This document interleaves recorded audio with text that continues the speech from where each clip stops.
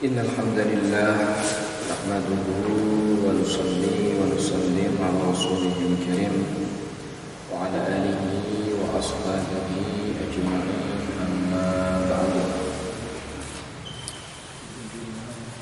Hadratal muhtaramin, para sahabat sekalian, pecinta ilmu agama, pecinta ilmunya Rasulullah sallallahu alaihi wasallam, alhamdulillah pada kesempatan sore kali ini Allah izinkan kita untuk bertatap muka kembali mempelajari ilmu Allah yang dibawa oleh Rasulullah sallallahu alaihi wasallam, yang dipraktekkan dalam masyarakat para sahabat serta telah didokumentasikan oleh para alim ulama kita.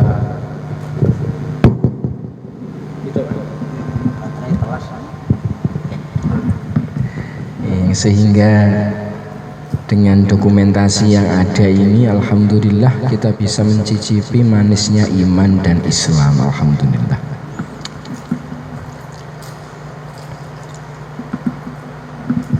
Salawat dan salam semoga terlimpah kehadirat Kanjeng Rasulullah SAW.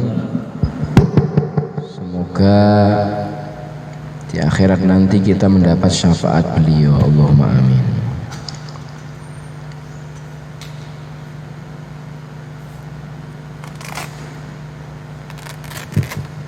Insyaallah kita lanjutkan materi pembelajaran tauhid kita halaman 33.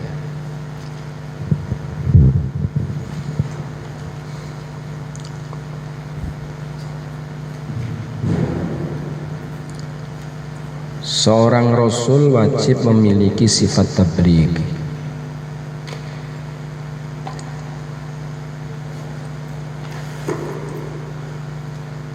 Seorang Rasul wajib memiliki sifat tabligh.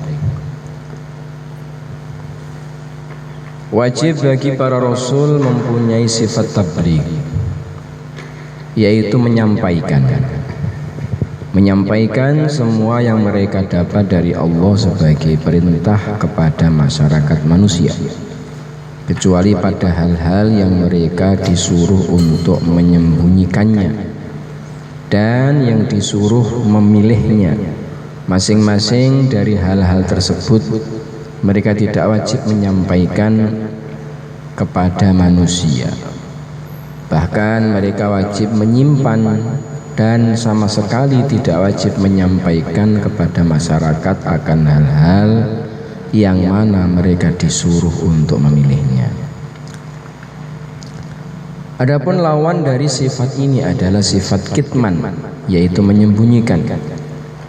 Semua apa yang mereka disuruh untuk menyampaikannya kepada manusia, menyembunyikan apa yang harus mereka sampaikan kepada manusia.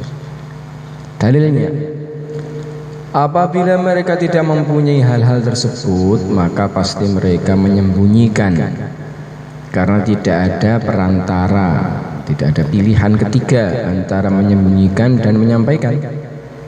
Akan tetapi mereka tidak menyembunyikan, karena apabila mereka menyembunyikan sebagian dari perkara yang mereka disuruh untuk menyampaikan kepada manusia, maka pasti kita umatnya disuruh untuk menyembunyikan ilmu sebagaimana para rasul untuk menyimpannya.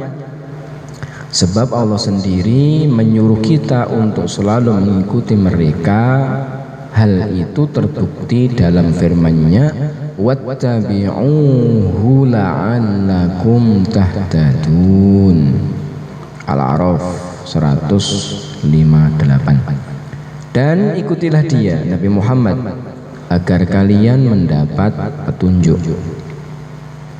Tidak sepantasnya bagi kita disuruh untuk menyembunyikan ilmu tersebut, karena sesungguhnya orang yang menutupi ilmu adalah terlaknat. Hal ini sejalan dengan apa yang telah difirmankan Allah Subhanahu wa taala, Innalladzina yaktumuna ma anzalna minal bayyinati wal huda min ba'di ma tabayyana lahu linnas من بعد ما بيناه للناس في الكتاب أولئك يلعنهم الله ويلعنهم اللاعنون. Sesungguhnya orang-orang yang menyembunyikan apa-apa yang telah kami turunkan berupa keterangan-keterangan yang jelas dan petunjuk setelah kami menerangkannya kepada manusia dalam Alkitab, maka mereka itu dilaknat oleh Allah dan dilaknat pula oleh semua makhluk yang dapat melaknati.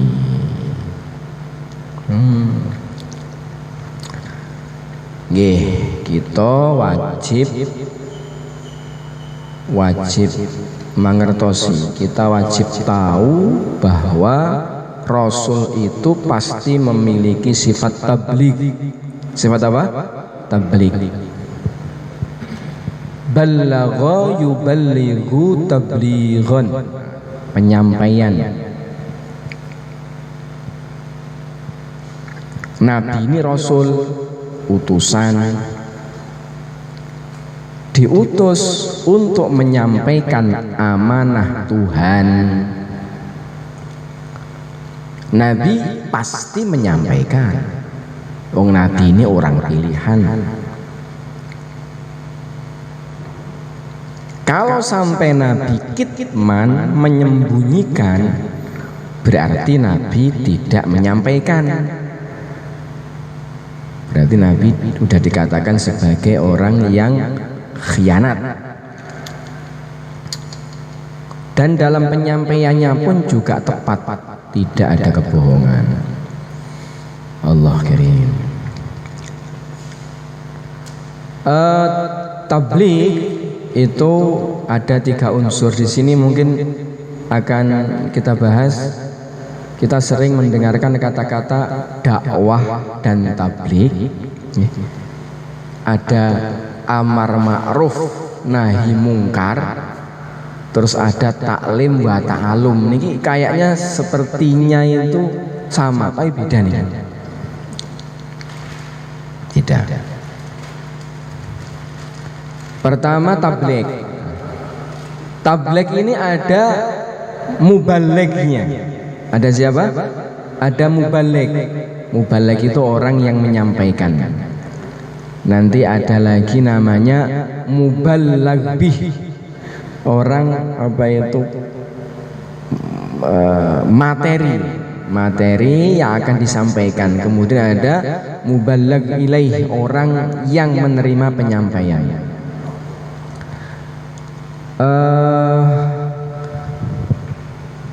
Dalam bertabligh itu memang Nabi sebagai mubaligh, umatnya sebagai penerima penyampaian. Kemudian ada lagi materi. Materinya apa? Materinya dari Allah Azza wa Jalla, yaitu berupa wahyu. Terus kita ini sebagai umatnya diperintah untuk mengikuti nabinya, diperintah untuk ikut Rasulullah, wattabi'uhu la'allakum tahtadun, dan ikutilah Nabi Muhammad, engkau pasti mendapatkan petunjuk.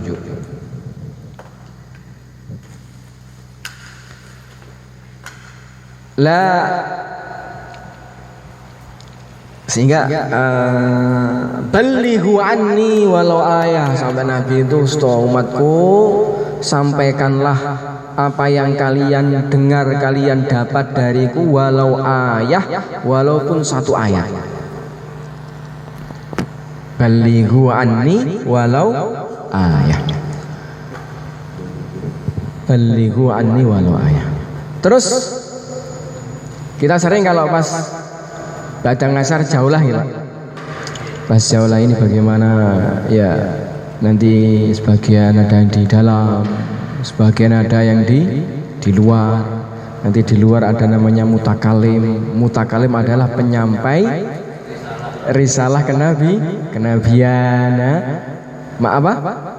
Mutakalim sebagai penyambung lidah Rasulullah. Iya, tabligh itu maksudnya. Maksudnya apa? Tabligh. Menyampaikan poin-poin materi seperti yang disampaikan Nabi dulu kepada umat.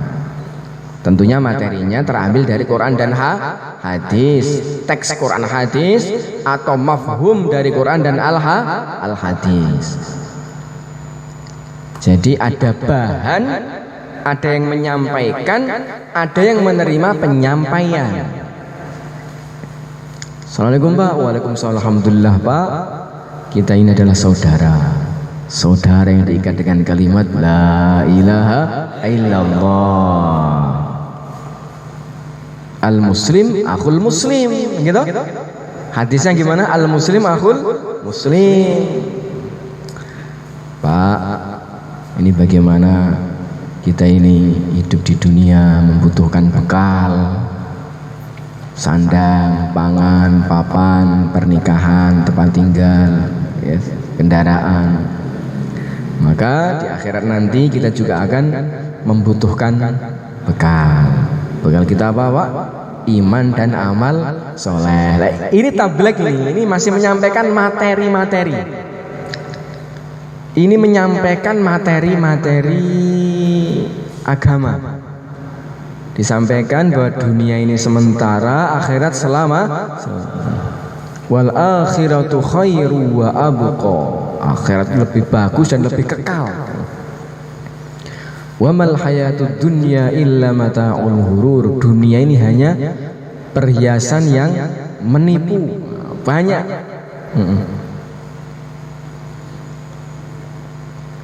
Ya, di sini kita saling ingat mengingatkan Pak, gitu kan ya. Kita ini terkadangan bawa korek api aja, nih terkadangan lupa tertinggal di mana, maka kita saling ingat mengingatkan. Kita tidak mengingatkan mengenai perkara dunia Pak, tapi kita perlu mengingatkan tentang akhirat. Nah ini sudah apa itu namanya masuk kepada watawasau bil haq watawasau bis sabr. Mulai wasiat mewasiati, ya toh? Saling ingat mengingatkan.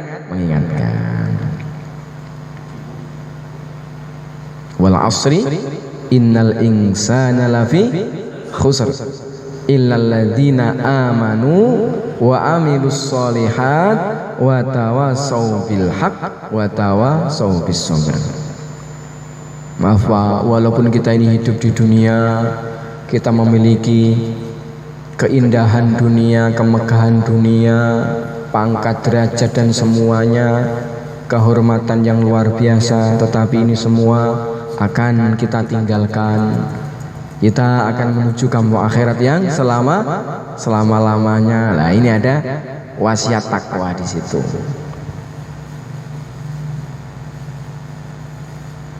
Kemudian setelah itu ada dakwah. Alhamdulillah Pak, untuk pentingnya perkara ini di masjid telah kita adakan pembicaraan pentingnya iman dan amal soleh. Mari kita ke masjid untuk mendengarkan pembicaraan iman dan amal soleh. Semoga hal ini menyejukkan hati kita. Semoga hal ini dapat menggugah hati kita, sehingga dalam kehidupan yang berikutnya kita tambah semangat untuk mempersiapkan kehidupan kampung akhirat yang selama-lamanya. Bagaimana Pak? Insya Allah. Wah, ini dakwah ini. Dari tabligh itu menyampaikan materi. Kalau dakwah itu ngajak. Da'a yad'u dakwatan. Kalau materi itu harus sesuai apa yang disampaikan Nabi. Tabligh itu harus ada materinya, yang materinya itu harus sesuai yang diajarkan oleh Nabi. Maka sebenarnya boleh kalau saya katakan bahwa orang bertabligh itu harus berilmu. orang bertabligh harus berilmu. Ya setidaknya dia menyampaikan sesuatu yang dia ketahui. Jangan menyampaikan materi yang tidak dia ketahui. Ini salah masalahnya. Kalau dakwah itu nggak ngerti materi nggak apa-apa.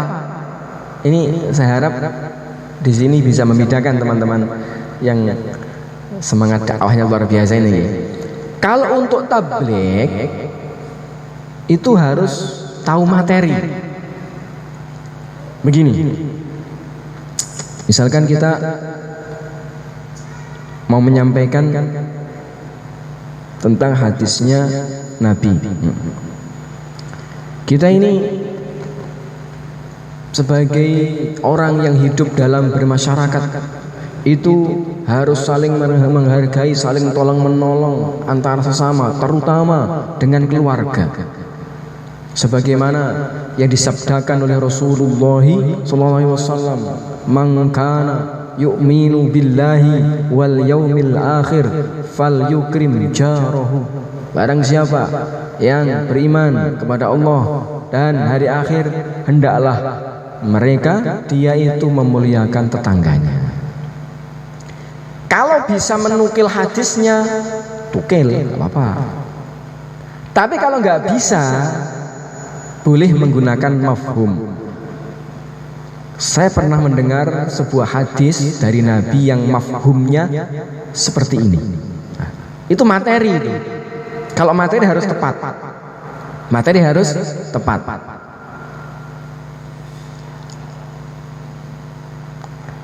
Kalau nggak tahu materi, jangan nukil. Jangan nukil.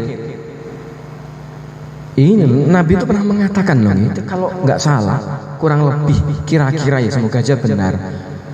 Ya Allah, itu kan jauh parah tuh Pak. Mboten parah ngoten niku.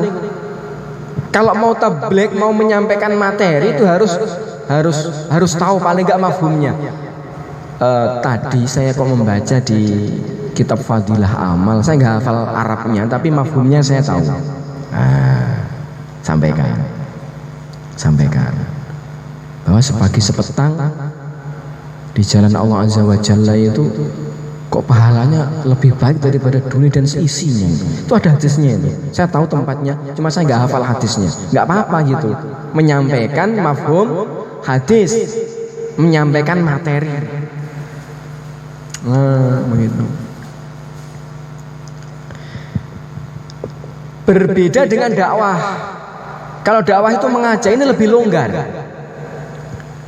Dakwah itu mengajak. Kalau mengajak itu orang nggak ngerti hadis pun nggak apa-apa. Namanya ngajak itu kan ya, ayo, hanya gitu.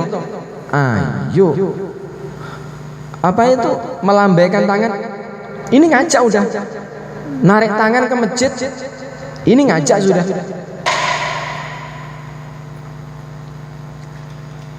Namanya apa itu?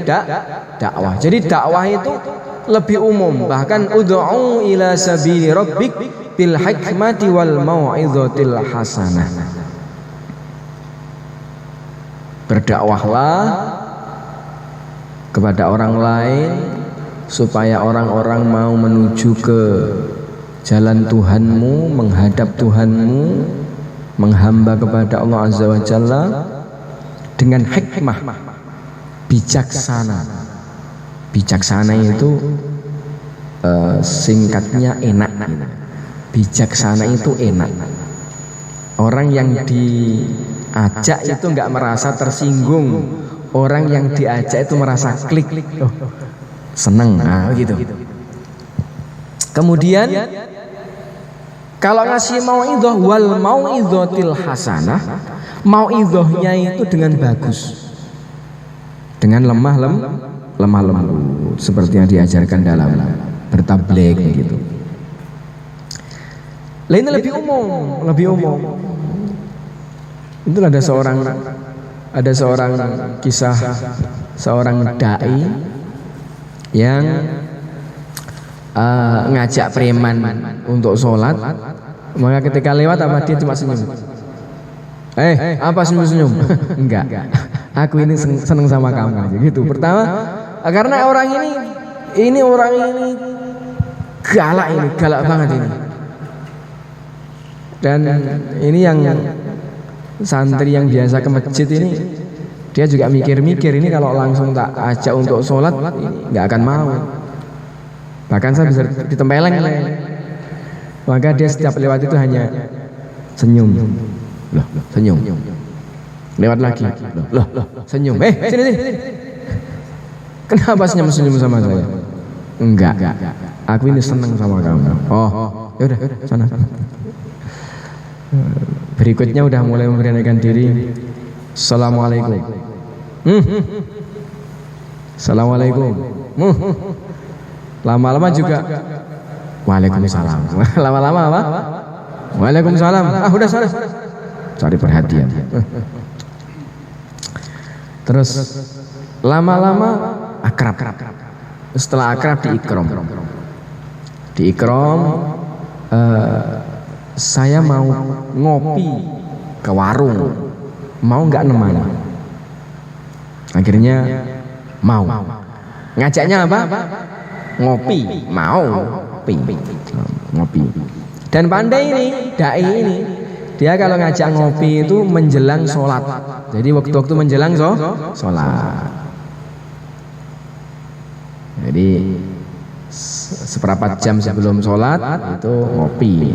Ketika bos Allahu Akbar, maaf, saya izin dulu ya. Oh ya, silakan. Enggak apa-apa, itu kan urusan kamu sholat. Aku ngopi aja, ngopi cocok. Tapi kalau sholat kamu aja. Sering akhirnya begitu lama. Setiap ngopi bareng, ketika Allahu Akbar, izin mau ke masjid, ya lama-lama. Gak enak juga kan itu. Ngopi masuk bareng, keluar duluan enak aja. Aku ikut, ayo sholat bareng akhirnya. La ilaha illallah. Ini namanya dakwah bil hikmah namanya. Mengajak dengan hikmah. Dia nggak ngajak sholat, dia nggak menyampaikan qala Rasul. Namanya senyum, ikram, hikmah, ngepaskan waktu ke masjid gitu aja. Enak sekali kamu masuk bareng, bayari kopi kemudian pergi gitu aja ninggalkan orang. Hari-hari begini kamu. Ikut aku, enak aja. Ayo. Wah, akhirnya jadi penanggung jawab dakwah juga dia akhirnya.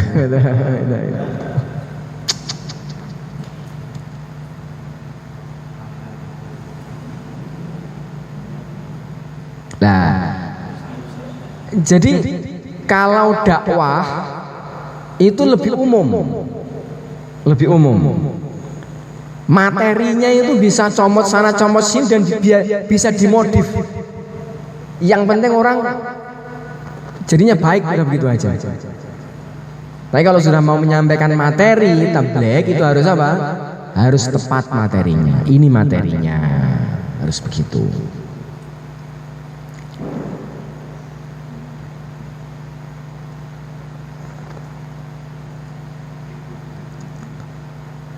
Kalau tabligh artinya apa? Menyampaikan. Dakwah artinya apa? Mengajak. Amar ma'ruf nahi mungkar. Kalau amar ma'ruf nahi mungkar artinya apa? Amar itu perintah, amar ma'ruf memerintah terhadap kebaikan, dan nahi mungkar mencegah terhadap kemungkaran, perkara-perkara yang tidak bagus. Kalau amar ma'ruf nahi mungkar ini sebuah tindakan, sebuah sikap. Sholatlah engkau, ini perintah. Jangan minum khamr engkau, ini larangan. Amar ma'ruf nahi mungkar.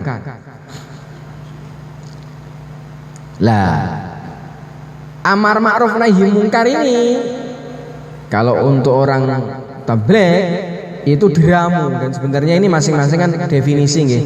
Ada tabligh, ada dakwah, ada amar ma'ruf nahi mungkar, ini dikombinasi akhirnya menjadi asik. Menjadi apa? Assalamualaikum Pak. Waalaikumsalam. Silaturahim. Ngobrol sana, ngobrol sini, ngomong perkara iman. Nah, ini sudah mulai dakwah. Sesekali tabligh menyampaikan materi ilmu. Terus kemudian di akhir pembicaraan ada taskil, amar ma'ruf nahi mungkar. Mari Pak, nanti ke masjid, tapi merintahnya pun juga dengan baik, mengajak kepada kebaikan. Ini Pak, kami di masjid, ini kayaknya waktu sudah tinggal 10 menit, ini mau sholat duhur, mau sholat maghrib. Kami tak persiapan dulu. Nanti saya berharap Bapak nanti mau ke masjid, nanti di sana kita bisa ngobrol lama Pak tentang masa lalu kita. Oh, nggih insyaallah. Nah, datang. Akhirnya apa? Ngobrol sana ngobrol sini. Ini namanya amar ma'ruf. Amar ma'ruf itu mengajak kepada kebaikan, nahi mungkar itu mencegah dari perbuatan kemungkaran. Lah ini menurut guru-guru kita, ulama-ulama kita yang lebih efisien untuk memberikan poin kebaikan kepada saudara muslim kita itu dengan cara mengajak pada kebaikan saja. Karena dengan mengajak kepada kebaikan, kemungkaran itu akan otomatis tertinggalkan. Ada orang main gitaran di pinggir jalan misalkan. Itu ketika kita ajak ke masjid, minimalnya pas ketika itu tidak gitaran di pinggir jalan. Ini pentingnya ngajak. Kalau misalkan kita hanya melarang, "Woi, jangan gitaran, ganggu orang lewat, ganggu pemandangan." Apalagi kalau sampai apa? Sambil minum khamar. Jangan minum khamar begitu. Ya mungkin dia nggak minum khamar di situ, nggak gitaran di situ, tapi pindah tempat. Kenapa? Pindah tempat. Ini repot. Pindah tempatnya kalau tetap sama kondisinya, ya kita masih rugi. Karena nggak menjadikan dia lebih baik dari amalan yang semula. Tetapi tatkala dia kita ajak ke masjid, otomatis minum khamar ditinggalkan, otomatis gitaran ditinggalkan, main catur ditinggalkan. Untuk perkara yang berguna yaitu zikiran di masjid, baca Quran di masjid, nah, semacam itu.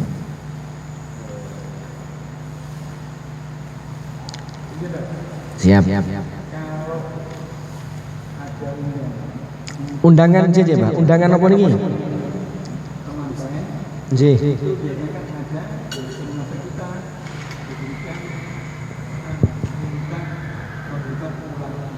Itu termasuk tablik atau dakwah kan materinya sudah pasti itu, maksudnya memberikan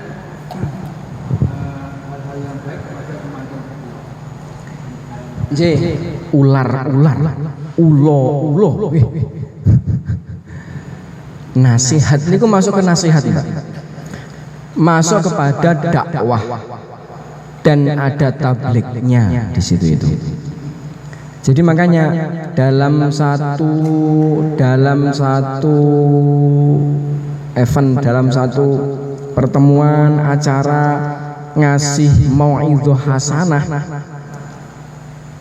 itu termasuk dalam kategori dakwah.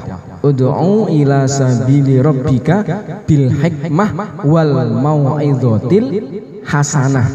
Jadi mau'idhah hasanah di ulo nih. Ular itu masuk pada mau'idhatul hasanah. Berarti masuk dalam kategori dakwah. Nah, jadi lebih luas itu, enak. Sambil guyon pun ya guyon cekakan ngono kuwi tapi bermakna.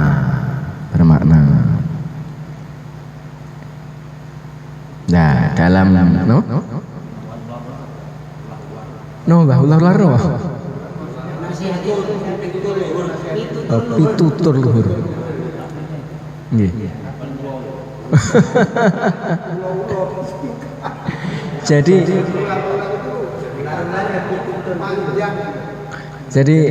kalau nggak salah itu kata orang-orang tua. Jadi kan misalkan ada suatu hal itu yang tidak lurus, ayo dikai ular-ular gen toto, dikasih batasan-batasan, dikasih garis himbauan ben nggak melanggar kono, nggak melanggar kini. Rambu-rambu lah Pak. Dikai rambu-rambu, ular-ular, ulo-ulo, ular.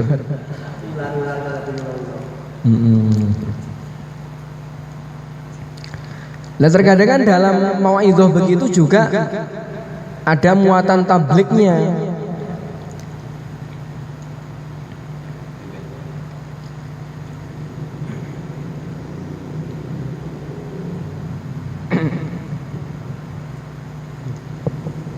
Bagaimana keluarga kita ini menjadi keluarga yang sakinah, mawaddah, warahmah, sebagaimana keluarganya Nabi Ibrahim alaihissalatu wassalam, sehingga saking hebatnya, saking dahsyatnya, barokahnya keluarga Nabi Ibrahim alaihissalatu wassalam, kita diajarkan oleh Nabi setiap sholat untuk meminta agar keluarga kita sebagaimana keluarga Nabi Ibrahim alaihissalatu wassalam, sehingga kita membacakan doa untuk Nabi Muhammad agar Allah berikan keberkahan sebagaimana Allah berikan keberkahan kepada Nabi Ibrahim. Allahumma salli ala sayyidina Muhammad wa ala ali sayyidina Muhammad kama sallaita ala sayyidina Ibrahim wa ala ali sayyidina Ibrahim wa barik ala sayyidina Muhammad wa ala ali sayyidina Muhammad kama barakta ala sayyidina Ibrahim wa ala ali sayyidina Ibrahim fil alamin innaka Hamidum Majid. Nah itu menyampaikan. Dan doa ini tadi doa sholawat ini bagus dibaca agar keluarga kita menjadi sakinah, mawaddah, warahmah. Kita baca sholawat kepada Nabi, semoga Nabi diberikan keberkahan seperti keberkahan keluarga Nabi Ibrahim. Lanjutannya, ya Allah aku juga, gitu loh. Gitu. Ya Allah berikanlah kepada Nabi keberkahan seperti keberkahan keluarga Nabi Ibrahim. Aku juga ya Allah. Gitu. Setelah baca sholawat Ibrahimiyah itu begitu. Terus termasuk amalan kalau dibaca akan menjadikan apa? Keluarga itu menjadi ayem, tentrem gitu. Gitu Mbak. Itu namanya apa? Dakwah, tetapi dalam dakwah itu ada materi tablignya. Nah kalau misalkan mau menukil itu harus tahu sumbernya. Paling enggak tadi itu mafhum hadisnya. Nggih.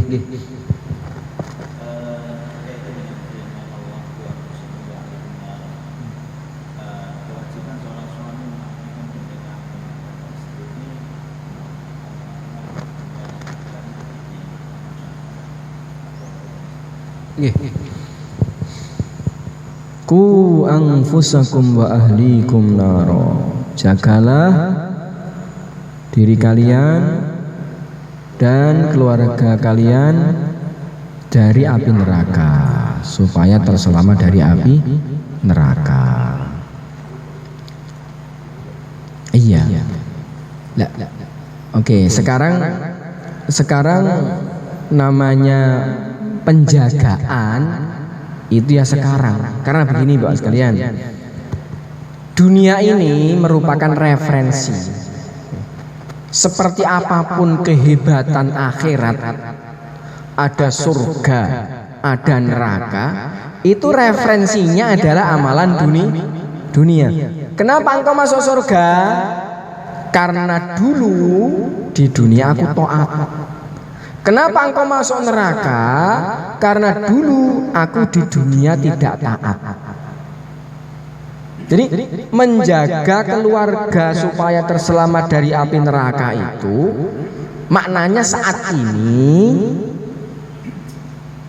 kita bekali mereka dengan iman dan amal soleh. Dengan apa? Dakwah dan tabligh tadi itu. Dakwah dan tabligh tadi itu. Lah, repotnya itu begini. Kullukum ra'in wa kullukum mas'ulun an ra'iyatih. Setiap kalian itu adalah pemimpin, penanggung jawab. Dan setiap dari kalian mas'ulun an ra'iyatih, akan ditanya mengenai kepemimpinannya, mengenai apa yang menjadi tanggung jawabnya. Seorang pemuda yang belum punya jabatan apa-apa di kampungnya, di negaranya, atau di sebuah perkumpulan apapun, ya saya misalkan, saya harus bertanggung jawab kepada anggota badan saya.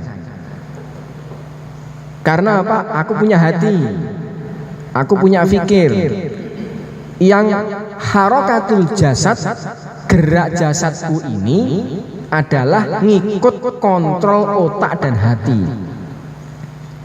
Maka kalau sampai salah, mata saya salah, hidung, telinga, mulut saya salah, tangan saya salah, perut saya salah, kaki saya salah, farji saya salah, kemaluan saya salah, itu nanti yang diurus saya. Kenapa? Masing-masing dari kita akan mempertanggungjawabkan apa yang di bawah naungan kita. Saya nikah, berarti saya punya anak, punya istri. Lah, apa yang terjadi pada mereka? Aku ditanya, istrimu nggak tutup aurat, nyapo nggak kok kongkon. Akhirnya istrinya masuk neraka. Gusti, kok aku masuk neraka sendirian? Lah, kamu nggak mau tutup aurat gara-gara kamu banyak laki-laki yang bejat, banyak laki-laki akhirnya yang matanya jelalatan, banyak akhirnya efek negatif dari kamu nggak nutup aurat itu. Apa kamu? Iya, dulu tuh suami saya itu ke masjid jadi. Enggak. Lah, suami enggak parah enggak? Suami medun urusan murung bar. Mau masuk surga suaminya. Jangan dulu, turun bro. Bareng-bareng ini. Diurus. Nah, ini kalau suaminya enggak pernah mendakwahkan, enggak pernah mengajak, diurus dia, akan ditarik masuk neraka. Tapi kalau lah Pak suami tidak pernah ngajak, ya pernah istiqomah, tapi ya yang nakal saya Gusti, ya wes suami mau aman, kowe masalah.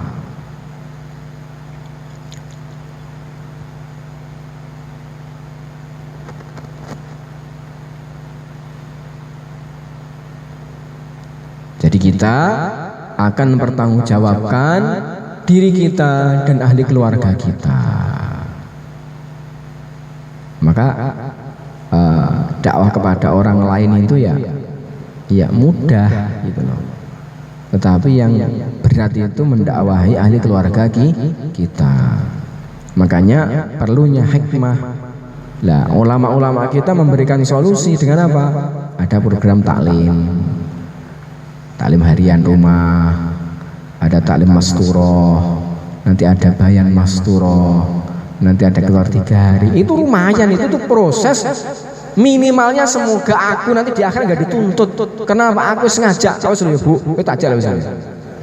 Sampai wis tak aja ojo ngampe ngebut aku nang akhirat.